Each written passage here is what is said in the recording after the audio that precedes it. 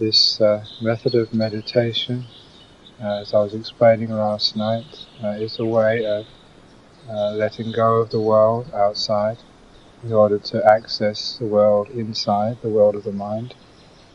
In all traditions, in all types of mysticism, which we know, this is the path to that world, to the world of the mind.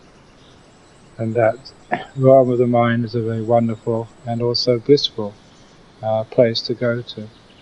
So even though that during this meditation retreat there might be some hard work involved at the beginning, just be able to bear with that hard work, because the result of that hard work will be some very beautiful and very meaningful states of mind which you'll experience here.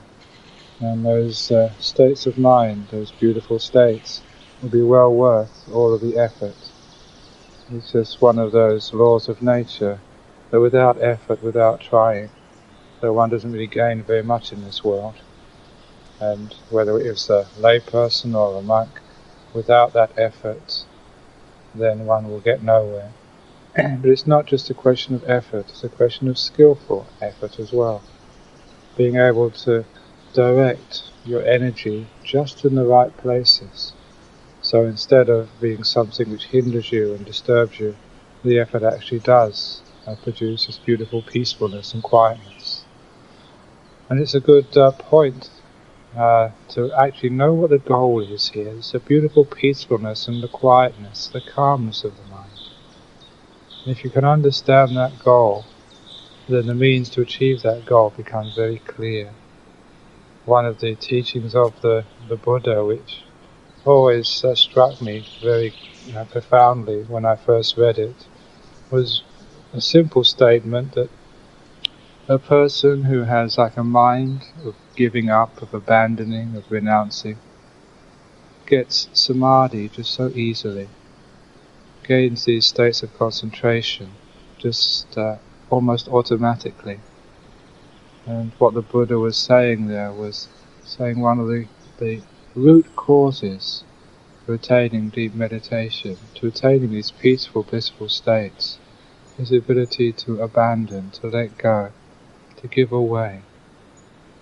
So, during this meditation retreat, we're not going to develop a mind which accumulates and holds on to things, but developing a mind which is willing to let go of things, to let go of burdens. Yesterday or last night, I just described it as having so many suitcases you're carrying around with you through life. So much baggage, which is completely unnecessary. And to see if during this retreat anyway, you could unload as much baggage as you can.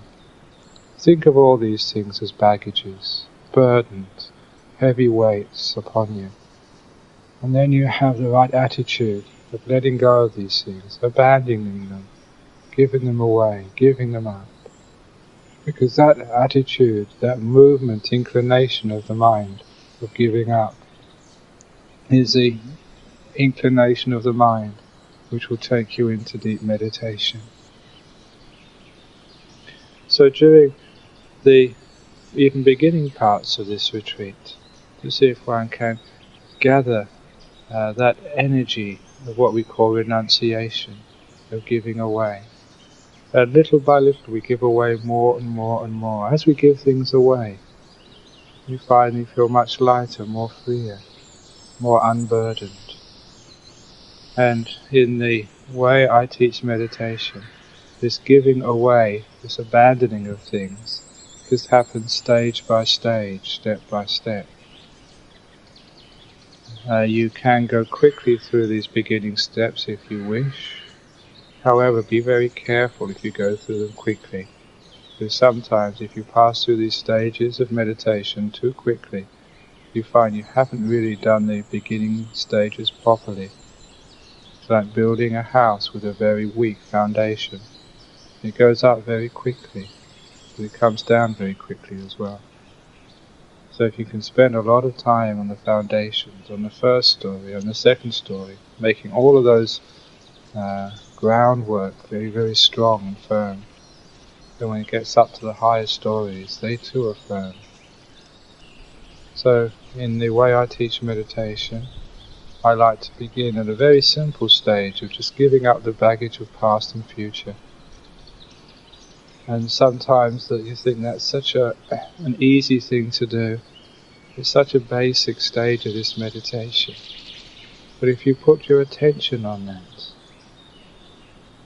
and do it properly, do it carefully, and don't go running too fast to the higher stages of this meditation. If you put a lot of attention just to being in the present moment, you'll find that you're getting a very strong foundation on which to build the higher stages. By abandoning the past and by abandoning the future, I mean all of your work, your business, your family, your commitments, your responsibilities, all of your past, your history, the wonderful times you had as a youth, as a child, the bad times you had, all the past experiences, you abandon them all. You become someone who has no history for these 9 days. But you don't even bring up where you were from, where you were born, who your parents were, what your upbringing was like. You don't even bring up what you were doing before you came here. All that history is abandoned in this retreat. In that way that everyone here becomes equal, just a meditator. It doesn't matter how many years you've been meditating, or whether you've just started meditating. You abandon all that history. We're all equal. We're all letting go of some of these concerns, perceptions and thoughts which can limit us and which can stop us developing these peaceful stages of renunciation. So every part of your history you let go of, even to the point of the history of what's happened so far in this retreat, you let go of that as well. Even what happened a moment ago, that you let go of also. So you don't carry any burden from the past into the present.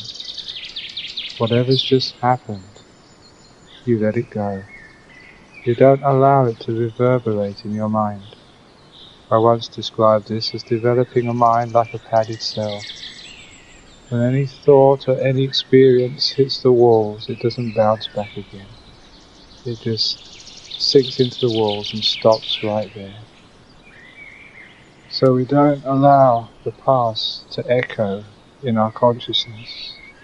Certainly not the past of yesterday and all that time before. Because we're developing a mind of letting go, of giving away, of unburdening, not taking up more burdens. Sometimes people think that or have the view, that if they take up the past, they can somehow learn from it, and they can solve the problems of the past. You should know that when you look at the past, you look at them through distorted lenses. Whatever you think it wasn't quite like that. That's why people have arguments about what actually happened, even a few moments ago. Why it's well known to police to investigate traffic accidents. But even though the accident may have happened only half an hour ago, 2 different eyewitnesses, completely honest, will say different things. Our memory is untrustworthy.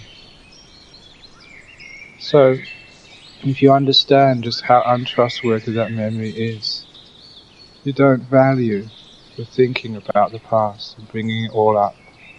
You can let it go, you can bury it. Just like a person who has died, you put them in the coffin, you burn them, and it's done with them. It's finished. Don't linger on that past. Don't carry the coffins of the dead on your shoulder. Because if you do, you're weighing yourself down with burdens which don't really belong to you. Let all of that go, and you have the ability to be free in the present moment. And as for the future, the anticipations, fears, plans, expectations, all of that too, the Buddha said, whatever you think it's going to be, it will always be something different. The future is that uncertain. The future is that unknown, unpredictable. So it's complete stupidity to anticipate the future and think about it and plan what you're going to say or what you're going to do, especially during this meditation retreat. The future is just so uncertain. Sometimes when you work with the mind is so strange. You can do some very wonderful and unexpected things. It's very common for meditators who are having a difficult time, who are not getting very peaceful. Just for one meditation they sit there, here we go again, another hour of frustration. And even though they think like that, something happens and they get into a very peaceful meditation.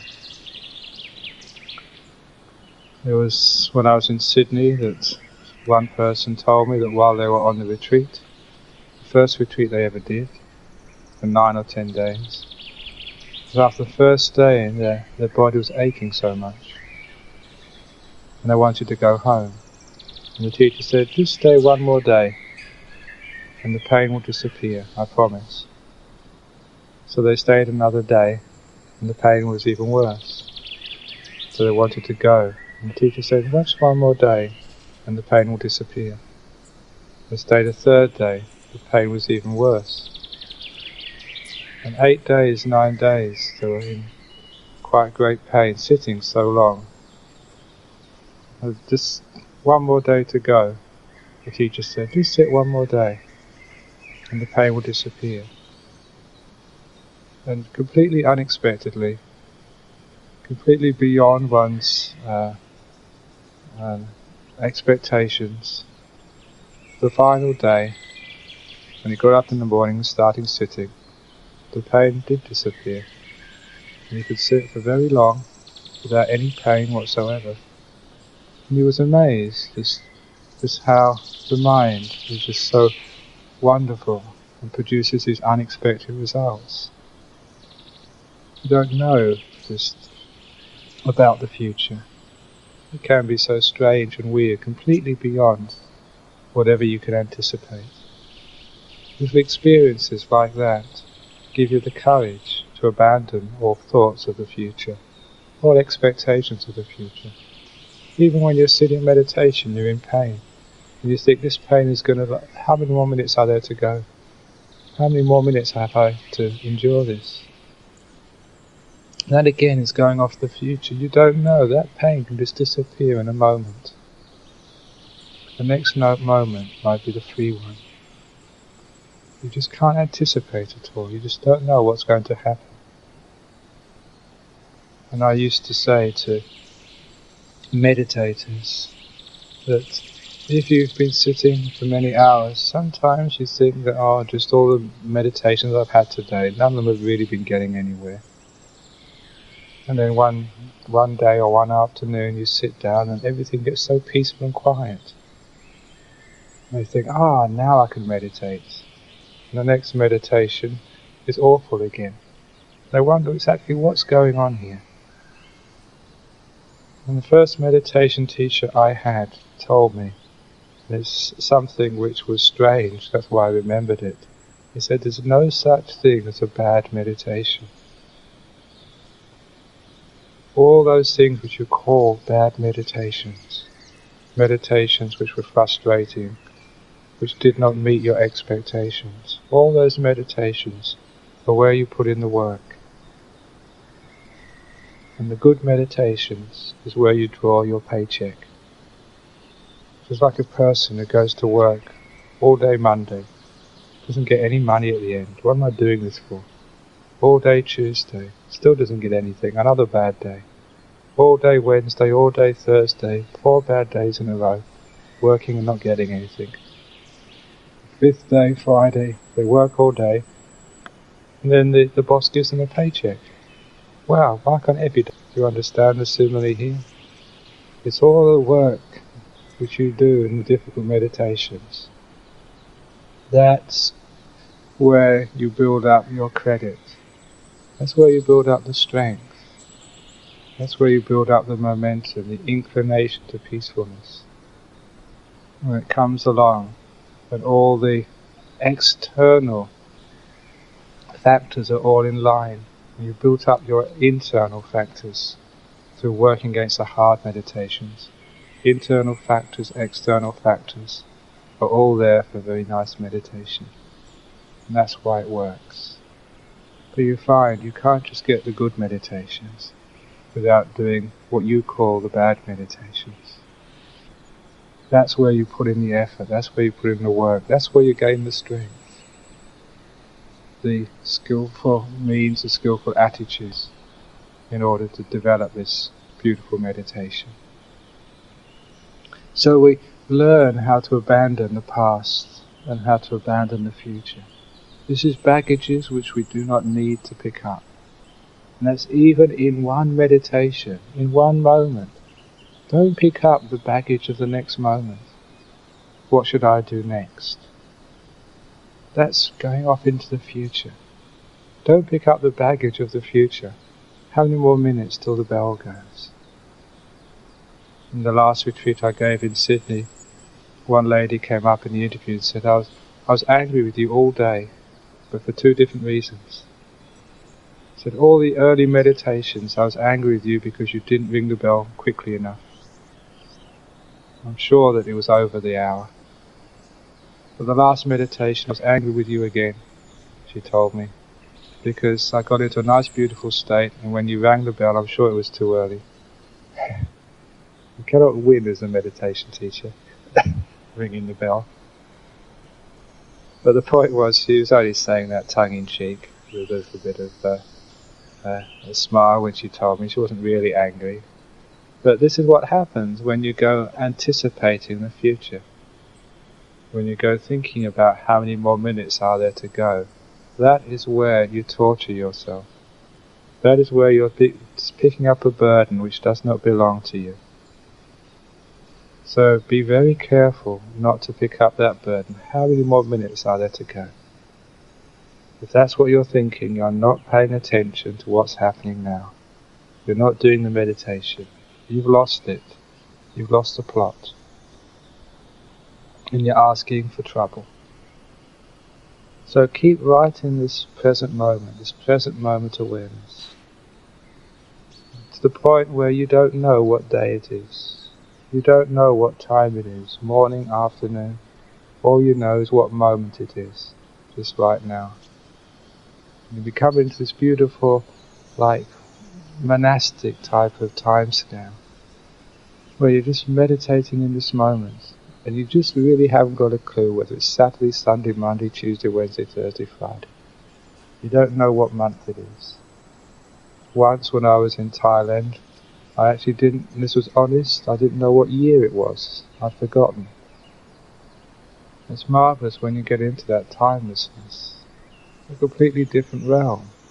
A realm which is much freer than the realm which we sometimes have to live in because of our work commitments or our duties. You go into the timelessness of existence. As you're experiencing this moment now, human beings have been experiencing this moment for thousands of years. It's been just like this. No different. We've come into the reality of now. So once you abandon all past and all future, you come to a very magnificent and awesome experience of the present. You're actually alive. You're there. You're mindful. And that has to be the first stage of this meditation. Just the mindfulness of the present moment.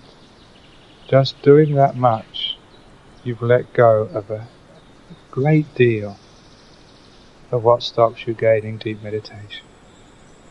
So put forth a lot of effort in that first stage, until it's really strong, until the mindfulness of the present moment is well established, and you find you've forgotten where you live. You don't know what you're going to do when you leave here. It's forgotten it all. All your history and your future have disappeared from you. When that happens, you realize you've really come on this retreat.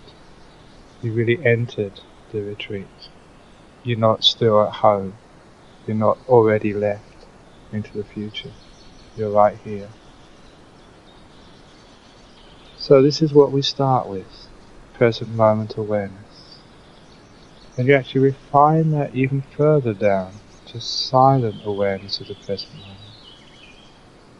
Sometimes people find it great difficulty in stopping this thinking mind, this inner chatter, this inner noise inside.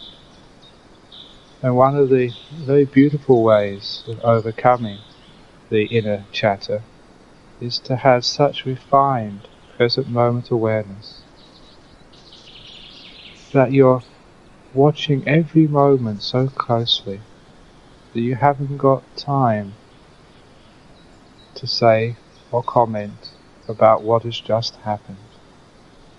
Because that's where the inner chatter comes. It's a comment on that which has just gone past. What was that? That was good. That was unpleasant. All of these are comments about experience which has gone. And if you're making a comment about an experience which has just gone, you are not paying attention to the experience which has just arrived. You're just dealing with old guests rather than meeting the new ones which are just coming in. You can imagine yourself to be like a host of a party, meeting the guests as they come in the door. If one guest comes in and you meet them and then you go talking to them about this, that and the other, you're not doing your job to pay attention to the new guest who comes in the door. All you can do, because a guest is coming in the door every moment, is to greet one, and then go to the next one and greet them, and go to the next one and greet them. But you cannot get a conversation with any of them, because you'll miss the one coming afterwards. This is what happens in the mind. All these experiences, they come in the door of our mind, one by one in succession. You greet them with mindfulness. But if you get into a conversation with your guest, then you'll miss the next experience coming in. If you are right in the moment with every experience, with every guest which comes into your mind, then you can't have any space for inner conversation. You can't chatter, you can't say anything, because you're completely taken up with greeting, with mindfulness, everything which arrives in your mind. So this is a refined present moment awareness. It's a silent awareness of the present moment. It's being that in every moment that you haven't got space to say anything. And you find, when you can develop that sort of silence, that it's like another great burden being given up, being abandoned. It's like you've had a big rucksack on your back and you've trudged through many miles, through 40, 50 years of miles with that rucksack on your back. And finally you have the courage and you have the advice to take that rucksack off, to put it on the ground. You feel so relieved, so free, so light, of not having to be burdened by this inner chatter. Sometimes it's through the inner chatter we think we know the world. But that inner speech, it doesn't know the world at all. It's the inner speech which weaves the delusion of ignorance. It's the inner speech which convinces us to be angry at our enemies and to have attachment to those people we desire. It's that inner speech causes all of the problems of our life.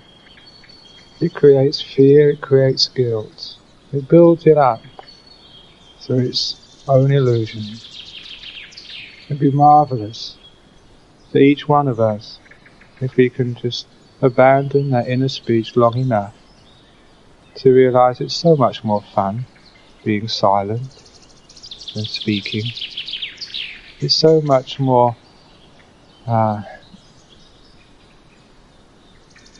awesome, so much more producive of wisdom, of understanding, to be silent and to think about things. In the silence you produce understanding, not through thinking. So when you realize it's more fun and it's more valuable to be silent, silence becomes that much more attractive. Silence becomes what the mind inclines towards, to the point where it only thinks if it really has to, if there's some point to it. And you know that most of your thinking is completely pointless, doesn't lead anywhere, doesn't get you anywhere, just gives you a headache basically. So the second stage becomes a silent awareness of the present moment. And you can spend all day just doing the first stage, all day doing the second stage, or all retreat just doing those two stages, if you want. And if you can maintain that silent awareness, if you can get that far, then you've gone a long way in this meditation. Because in that silence, in that silent presence of just now, you'll just experience so much peace, so much joy, so much wisdom, that will be well worth the retreat.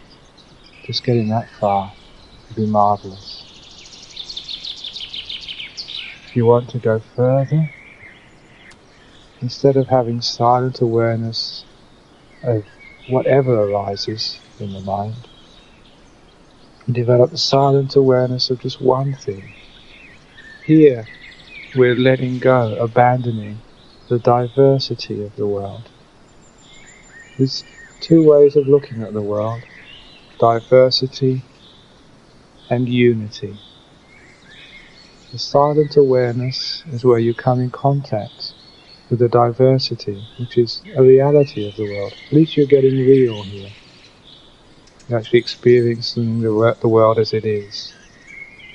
But if you can abandon the diversity of that experience, where one moment you're aware of the birds, the other moment you're aware of sound, the next moment you're aware of feelings in the body, a feeling here and then a feeling there. That's like a diverse sort of mind. And in the way of meditation, you will recognize eventually that the diversity is a burden.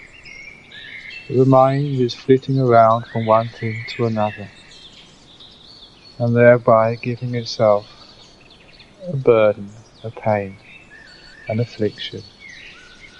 So instead of just having many things for the mind to pay attention to, you deliberately just choose one thing. And this is the breath, the experience of breathing.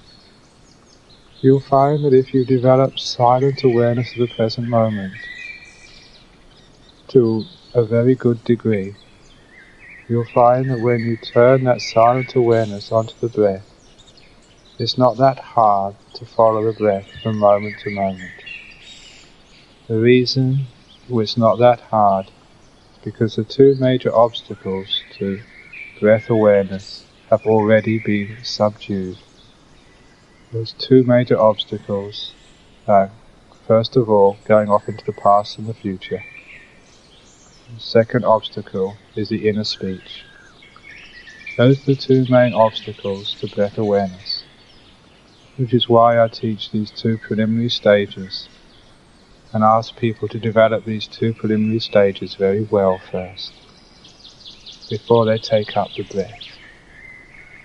Because so often it happens that people jump into breath awareness and the mind is just flitting to the past and future. Still it's being drowned by the inner speech, and they find breath awareness so difficult. And because they jump in too quickly and they meet that difficulty, they get frustrated, they give up.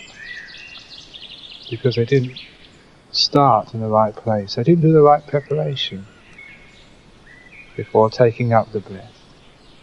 So if the mind is well prepared by these first two stages, you'll find that when you turn the attention onto the breath is very easy to see. You are practicing gradually. When you actually take up the breath, this is the experience of the breath, that which tells you what the breath is doing. Some teachers say to watch that experience at the tip of the nose, some people say to watch it at the lips, some people say to watch it at the abdomen, some people say to move it here and then move it there. Quite frankly, from my experience, the way I teach, it does not matter at all where you watch the breath. What matters is that you are watching the breath, that you're experiencing the breath. Where that experience happens to be located is irrelevant. In fact, it's very helpful not to locate the breath anywhere, because we're trying to abandon the experience of the body, we're trying to abandon the perception of the body. If you go locating the experience of the breath at the tip of your nose, then basically it becomes nose awareness, not breath awareness. You locate it at your abdomen, it becomes abdomen awareness, not breath awareness. And there's a very subtle, but very meaningful difference between those. So we just watch the experience of the breath. So in our mind, what we know is breath going in, breath going out, one of those two. And if you know breath going in or breath going out, you have this third stage of the meditation well down. And you go on to the fourth stage, which is just a refinement of the third stage, where the mindfulness expands to take in every moment of the breath. From the very beginning of an in-breath, from the very moment the first sensation of breathing in arises. And you watch those sensations evolve and change to one whole in-breath, not missing any moment of that breath. Always in the present moment, always silent, always with the breath, the experience of breath. When the in-breath finishes, you know that last subtle moment, the last movement of the in-breath, you see clearly in your mind. You see the next moment is a pause, a few more pauses, until the out-breath begins. And you see the very first moment of the out-breath, and see that out-breath evolve, until the out-breath disappears as its function is completed. You watch each in-breath and each out-breath like that, continuously. You cannot do this through force, through holding, gripping. You can only do this through letting go of everything else in the whole universe. You can only do this through the mind, not you, but the mind, recognizing that this is a very peaceful and pleasant abiding, for just being with the breath.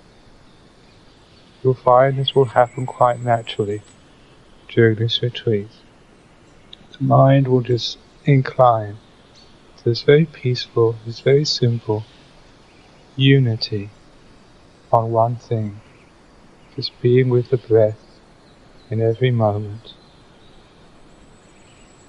Here, we're what I always call like the springboard in this meditation.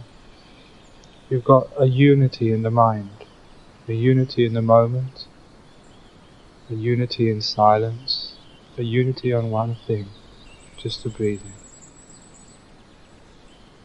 You'll find, if you maintain that unified consciousness, the breath will start to disappear and fade. As the mind just goes, not to experience of breath, but to what's in the centre of that, the peacefulness, the quietness, the stillness.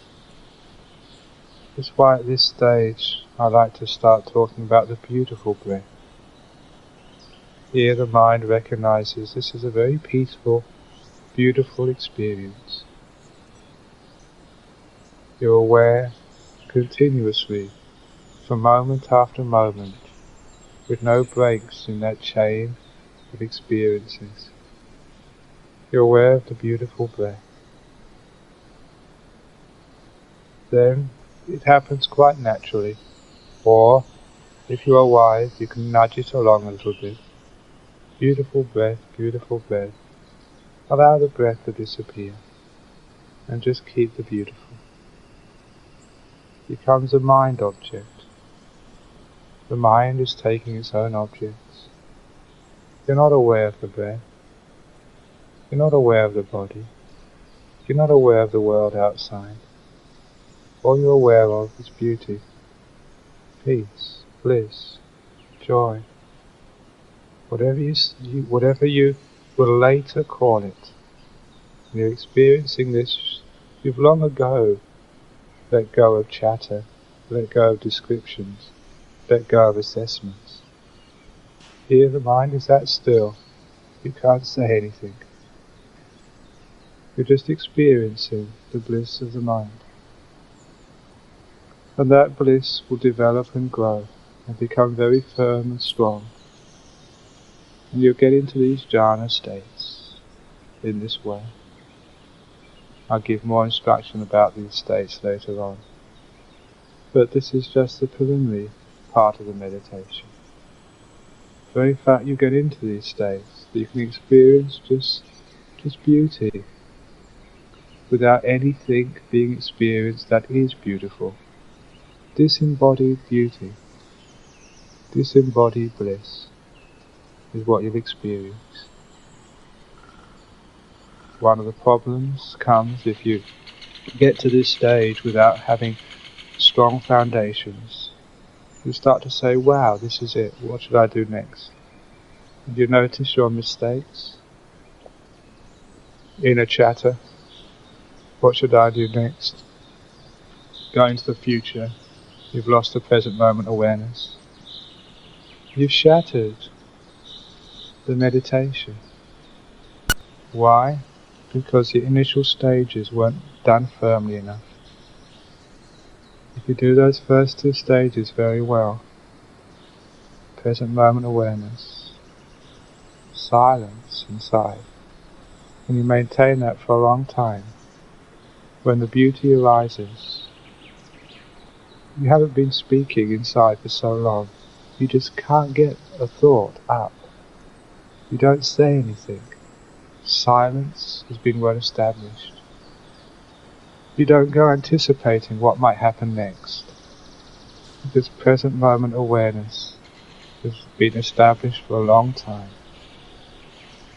Be careful to get those first two stages well established, strong, so they will last throughout the meditation. So they will last almost throughout the retreat. So that when the beautiful stages of meditation come up, it doesn't all topple down because your foundations weren't strong enough. This is why I teach in this way. This is why I put a lot of emphasis on getting the foundations right. Because if you don't get the foundations right, when you get high into these almost jhanas, you just can't make that last jump into the deep states. Because your foundations weren't firm.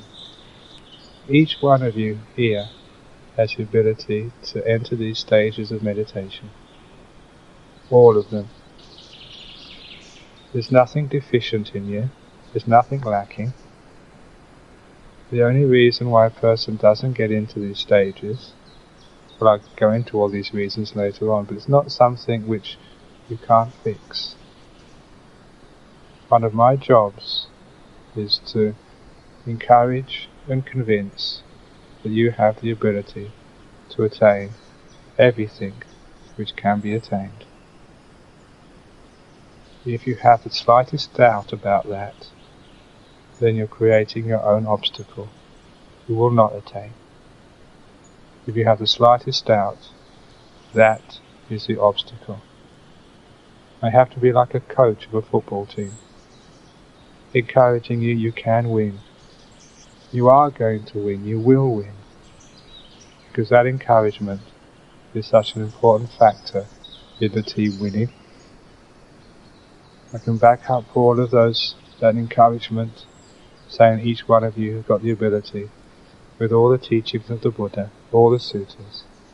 Never seen once the Buddha say that this person cannot achieve these stages. That's not quite accurate. There are what the Buddha called the antarayika dhammas. If you've shed the Buddha's blood, if you've caused a schism in the Sangha, and I think the other ones, if you've killed your mother and killed your father. I think if you killed an arahat as well. So if you have never killed your mum or your dad, and you haven't killed an arahat, and you haven't caused a schism in the monastic community, and you haven't shed the Buddha's blood, then you can go all the way to enlightenment. If you've done one of those things, then you've got an excuse. So what I'm trying to say is that each one of you has the ability, has the opportunity, the chance, in this lifetime, in this retreat. Give yourself a break. Give yourself confidence. All you need to do is follow the instructions carefully. Put forth the effort, but not just blind effort. Put forth wise effort.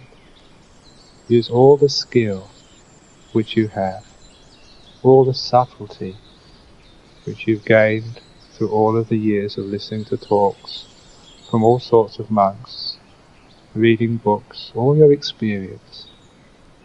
Cash all those chips in and just use the money, as it were, to get the beautiful meditation experiences and the insight experiences. These are the instructions, very clear, so you don't have to doubt them. All you need to do now is to follow them. Those of you who know the stories in the Buddha's teachings know that there was these characters. One of them was Angulimala, the other one was Patachari. One was a male, one was a female. Angulimala, according to the stories, had killed 99 or 999, depending on which story you read, people, a mass murderer. And he became fully enlightened, became an arahat, even with that degree of bad karma. The other was Patachara, who was this amazing nun, bhikkhuni, and she lost her husband, her 2 children, and her parents in the same day, in some very tragic circumstances. Her husband was bitten by a snake, then going to visit her parents, or distraught that she lost her husband, crossing a river. She had 2 children, the river was a bit in flood. She took the youngest child, just recently born, across, put it down on the bank. It was halfway midstream when a bird, an eagle or something, picked up a young child, and she waved at it to try and scare it away. The boy, the elder boy in the other bank, thought the mother was calling for him to come across, and got swept away in the current. Standing in the middle of the stream, helpless, she saw one of her children being taken away by a bird, and the other one being swept down the stream in the current, having just lost her husband. Completely so distraught, she could not save either of them. She just wanted to go home to her parents, and met someone coming the other way who told her that very night the storm had uprooted a tree which had crashed on her parents' house and killed the both of them. And she went crazy. She lost her mind for many days. and wandered around, just blabbering without any closure, and whether it was the result of karma or whatever, where she wandered into, not knowing where she was going, was into the Jeta Grove where the Buddha was giving a sermon. People tried to keep her out because she was dressed. The Buddha said, bring her in, gave her a cloak to wear, gave her the teaching, and a short time later she became completely enlightened, an arahat. If these people can do this, surely you can. You're not a mass murderer. You haven't lost all of your husbands, your wives, your kids, all in one day. I mention these things because sometimes, again, people do have the idea that there's something limiting them. There's something stopping them from becoming fully enlightened. What I'm saying here is that it's only you stopping you, nothing else. What happened in the past is gone.